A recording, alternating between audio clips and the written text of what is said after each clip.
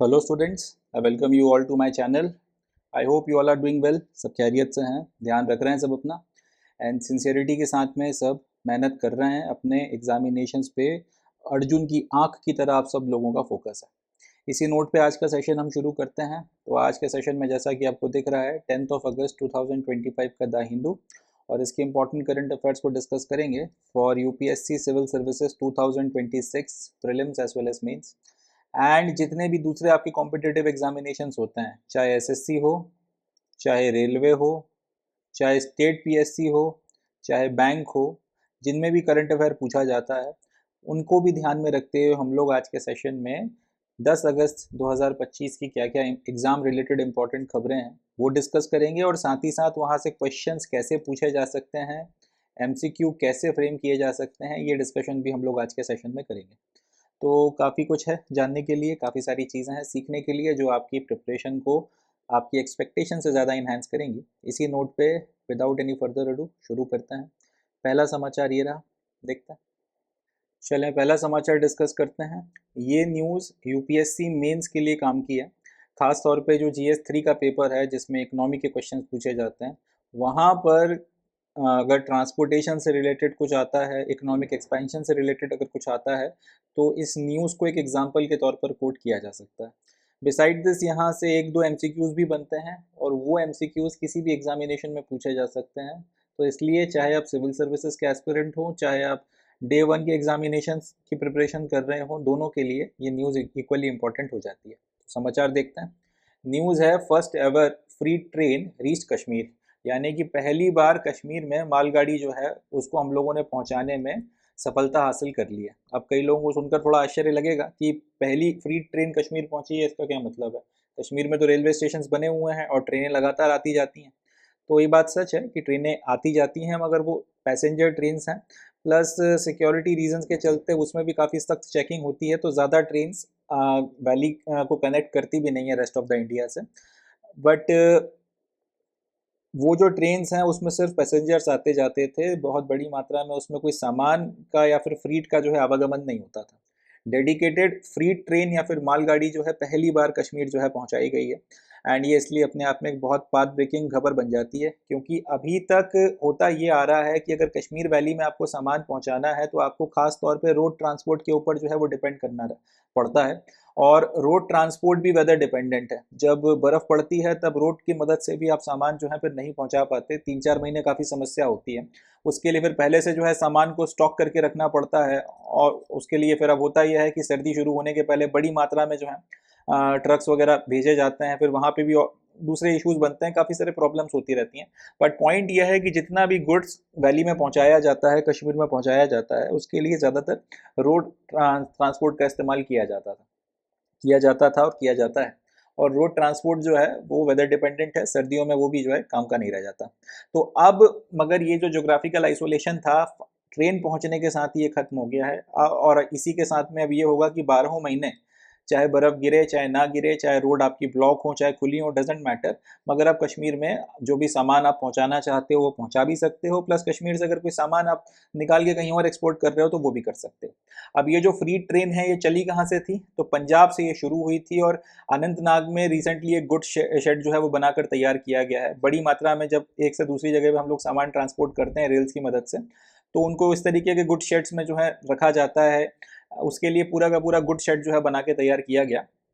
Anantnag district जो है valley की वहाँ पर, और पंजाब से इसको वहाँ पे पहुँचाया गया। एंड ये अपने आप में एक बहुत सिग्निफिकेंट कदम हो जाता है, क्योंकि इसी के साथ में वैली जो है, वैली ऑफ कश्मीर, अब फाइनली भारत का जो नेशनल फ्रीट नेटवर्क है, आवागमन, खास तौर पे जो माल ढोने वाली गाड़ियां हैं उनको लाने ले जाने का जो पूरा का पूरा आपका नेटवर्क है। वैसे तो जनरली आपका जो ट्रैक है उसके ऊपर माल गाड़ियां भी चलती हैं और आपकी सवारी गाड़ियां या यात्री गाड़ियां भी चलती हैं, मगर कई ऐसे स्पेसिफिक डेडिकेटेड ट्रैक्स हैं जिसके ऊपर या तो ज़्यादातर हम लोग मालगाड़ियाँ चलाते हैं या फिर सिर्फ मालगाड़ियाँ चलाते हैं। जैसे रिसेंटली आपके फ्रीट कॉरिडोर्स बन रहे हैं तो उसमें सिर्फ मालगाड़ियाँ ही चलेंगी। इस तरीके का आपका जो पूरा का पूरा एक नेशनल फ्रीट नेटवर्क बनाया है, जिसकी मदद से एक से दूसरी जगह सामान जो है उसका आवागमन आसानी से हो सके और जल्दी से जल्दी हो सके। फाइनली अब कश्मीर की जो घाटी है, वैली है, वो भी इसके साथ में इंटीग्रेट हो गई है। और 12 महीने अब अगर आपको कोई फ्रीट का सामान, कोई मालगाड़ी, कोई सामान भर के कश्मीर पहुंचानी है तो वो भी आप इस नेटवर्क के थ्रू कर सकते हो। और कश्मीर से कोई माल अगर आपको बाहर कहीं भेजना है तो वो भी आप इसी नेटवर्क के थ्रू कर सकते हो, इसलिए अपने आप में बहुत ज़्यादा सिग्निफिकेंट हो जाता है। अच्छा, रेलवे की मदद से सामान पहुंचाने के कुछ सोशल एडवांटेजेस भी होते हैं। अब जैसे रेलवे की मदद से यहाँ पर सामान पहुंचाया जाएगा तो इससे लोगों को जितनी कॉस्ट में वो सामान मिल सकता है वो कम हो जाएगा, क्योंकि रेलवे की मदद, रोड और रेलवे के ट्रांसपोर्ट में अगर बात की जाए तो ट्रांसपोर्टेशन कॉस्ट रेलवे में कम लगता है। उसकी वजह यह है, एक तो आप जल्दी सामान पहुंचा पाते हो रेलवे की मदद से, दूसरी चीज़ ये है कि आप बहुत बड़ी मात्रा में रेलवे में सामान पहुंचा पाओगे। एक रेलगाड़ी उतना सामान लेकर जा सकती है जितना आपके 10 ट्रक या 20 ट्रक भी जो हैं कंबाइन तौर पे लेकर नहीं जा सकते। तो अब वो 20 ट्रक या फिर अपन मान लेते हैं लेट से 50 ट्रक के बराबर आपने माल रेलगाड़ी से भेजा, और वही माल आपने 50 ट्रकों की मदद से भेजा, तो एक तो वो 50 ट्रकों को वहां तक पहुंचाने में टाइम ज़्यादा लगेगा, दूसरा ये है कि फ्यूल ज़्यादा जलेगा, प्लस वही बात कि रोड के ऊपर से जा रहे हैं, अगर मौसम आपका ख़राब है तो रुकना पड़ेगा, डिले होगा, वो सारी चीज़ें। अब इतना एफर्ट के बाद में जब वो सामान वहाँ पर पहुँचेगा तो जाहिर सी बात है ट्रांसपोर्टेशन कॉस्ट और बाकी सारी चीज़ें उसमें एडअप हो जाएंगी और इसके चलते उसकी कीमत बढ़ जाएगी। अब उसी की जगह अगर आपने उतना ही सामान रेलवे की मदद से अगर पहुँचाया है, रेलगाड़ी की मदद से अगर पहुँचाया है, तो उसमें ट्रांसपोर्टेशन कॉस्ट कम है, इकट्ठा एक बार में सामान पहुँचा दिया गया है, तो इसको आप कंपैरेटिवली कम दाम के ऊपर कंज्यूमर्स तक पहुंचा सकते हो। तो ट्रांसपोर्टेशन रेलवे की मदद से करने का सबसे बड़ा एडवांटेज ये है कि इससे जो वहाँ के लोकल लोग हैं उनके लिए सामान जो भी जा रहा है उसकी कॉस्ट कम हो जाएगी, और ये अपने आप में एक बहुत बड़ा गेम चेंजर साबित होगा वैली की जो फ्रूट इंडस्ट्री है उसके लिए। आप लोगों को पता ही होगा कि कश्मीर में प्राइमरीली एप्पल की खूब खेती होती है, एप्पल हो गया, सैफरॉन हो गया, इस तरीके की जो आपकी चीज़ें हैं इनको खूब उगाया जाता है। तो अब ये जो एप्पल्स हैं प्राइमरीली ये ट्रक्स के माध्यम से पहले जम्मू आते हैं और उसके बाद में फिर ये कहीं पर भी आपके एक्सपोर्ट होते हैं। अब इसको ट्रक्स की साथ ही साथ रेलवे की मदद से भी भेजा जा सकता है, प्लस रेलवे में जैसा कि मैंने आपको बताया ट्रक से बहुत ज़्यादा मात्रा में सामान जा सकता है, तो बहुत बड़ी मात्रा में जो खेप है आपके जो सेब हैं उसकी या फिर फ्रूट इंडस्ट्री का कोई भी दूसरा जो फ्रूट है वैली का, उसका पहुंचाया जा सकता है। इससे एक तो आप जल्दी और फ्रेश आपके सामान को मार्केट्स में या कंज्यूमर्स के पास पहुंचा सकते हैं, प्लस कम दामों में पहुंचा सकते हैं। कम दामों में पहुंचाएंगे तो कंज्यूमर ज़्यादा खरीदेगा, ज़्यादा खरीदेगा तो ज़्यादा डिमांड बढ़ेगी, ज़्यादा डिमांड बढ़ेगी तो इससे इन लोगों को ज़्यादा ऑर्डर्स मिलेंगे, और ज़्यादा ऑर्डर्स मिलेंगे फिर ज़्यादा कमाई करेंगे। तो इन सारी चीज़ों के चलते ये बहुत एक एडवांटेजियस कदम रहेगा, और इससे आपकी फ्रूट इंडस्ट्री जो है उसको बहुत ज़्यादा फायदा होने वाला है। वैली में जितना भी आपके एप्पल की ऑर्चार्ड्स हैं वहाँ पर अब प्रोडक्शन बढ़ने वाला है, बढ़ेगा तो फिर वहाँ के जो लोकल मजदूर हैं उनको भी नौकरी मिलेगी, जो ऑर्चार्ड्स के मालिक हैं वो भी आपका पैसा कमाएंगे, और वो फिर इंडस्ट्री में अगर अगर इकोनॉमी में पैसा आएगा तो वो ट्रिकल डाउन करके हर एक व्यक्ति के पास में पहुंचेगा। The freight trains will help goods to reach across the country in shortest possible time. वही बात जो मैंने कही कि अब ये फ्रूट इंडस्ट्री का सामान कम से कम वक्त में देश भर में पहुंचाया जा सकता है, और बाहर भी अगर आपको एक्सपोर्ट करना है वाटर वेज की मदद से तो इसको भी जो है आप वाटर वेज की मदद से पहुंचा सकते हो।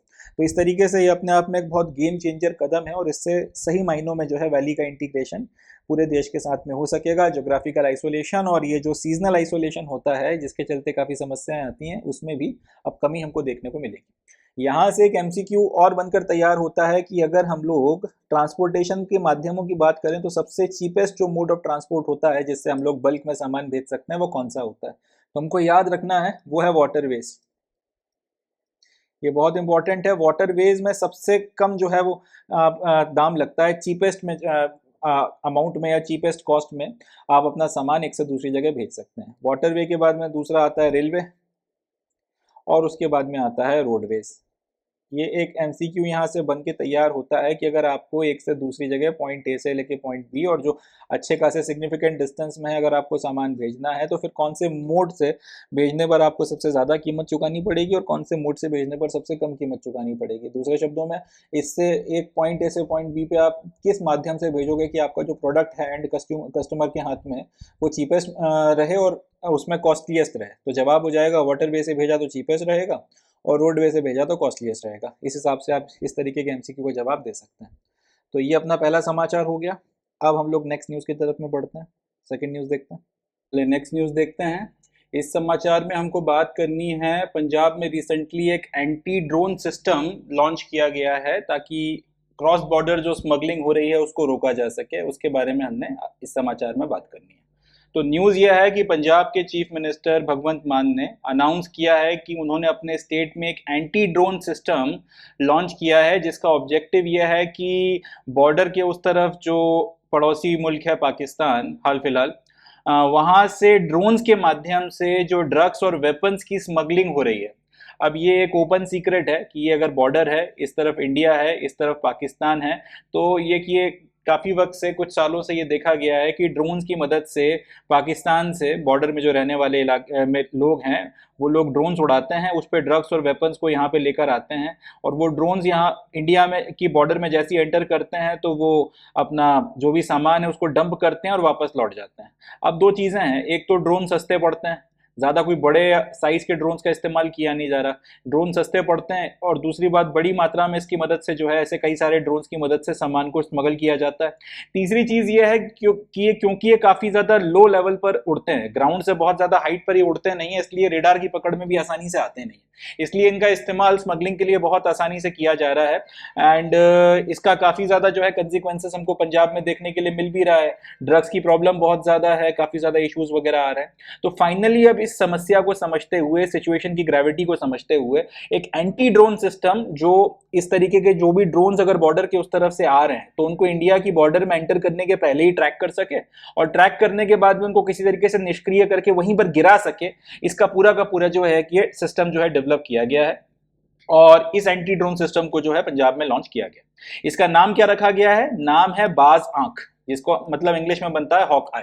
तो बाज आंख इसका नाम दिया गया है, और बड़ा वाजिब सा नाम है, क्योंकि अब इतने सारे ड्रोन्स अगर एक साथ आ रहे हैं, या लेट से मान लेते हैं 2 4 5 ड्रोन आपने अलग अलग इलाकों में छोड़े बॉर्डरिंग एरियाज में, एंड इस तरीके के अब 2 4 5 ड्रोन्स हों, इनको अगर आपने ट्रैक करना है तो उसके लिए आपको वाकई में ईगल्स आई चाहिए, आपको एक बाज की नज़र चाहिए पड़ेगी, जिससे कि आप जो है मतलब जैसे बाज एक छोटे से छोटे साइज के टारगेट को एक अच्छी खासी हाइट से भी देख लेता है और एकदम से झपट्टा मार के उसको पकड़ लेता है, एग्जैक्टली उसी तरह से ये भी अपने ऑब्जेक्टिव्स को एकदम से, कितना भी चाहे दूर हो, कितना भी चाहे आपके छोटे से छोटे साइज का ड्रोन हो, उसको ट्रैक कर सके और उसको निष्क्रिय कर सके, और जो भी फिर वेपन्स या ड्रग्स की वो सप्लाई करने के लिए इंडिया के बॉर्डर की तरफ में बढ़ रहा है, उसको अपने ऑब्जेक्टिव्स में पूरा ना होने दिया जा सके, ये सारी चीजें इसको करनी है। तो उसका नाम बड़ा वाजिब है, बाज आंख। एंड इसको कहां से कहां तक लगाया जा रहा है? पठानकोट से लेके फजीलिका तक का जो आपका इंटरनेशनल बॉर्डर है, जहां पे बॉर्डर सिक्योरिटी फोर्स बीएसएफ को लगाया गया है, उन्हीं के साथ में कोऑर्डिनेशन कर कर इसको वहां पर लॉन्च किया जा रहा है। तो ये एक इंपॉर्टेंट समाचार बनता है, इसको अपने को तैयार करना है। जितने भी हमारे डे 1 के एग्जामिनेशन हैं, जो एक दिन के होने वाले पेपर्स हैं, उसमें ये सीधा सीधा एक एमसीक्यू यहाँ से बनकर तैयार होता है कि एक तो ये बनेगा कि रिसेंटली किस राज्य ने आपका एंटी ड्रोन सिस्टम जो है लॉन्च किया है, या फिर भारत का पहला राज्य जिसने एंटी ड्रोन सिस्टम लॉन्च किया है, हमें याद रखना है, इसका नाम है पंजाब। इस एंटी ड्रोन सिस्टम का नाम क्या है? इसका नाम रखा गया है बाज आंख, और ऑब्जेक्टिव क्या है?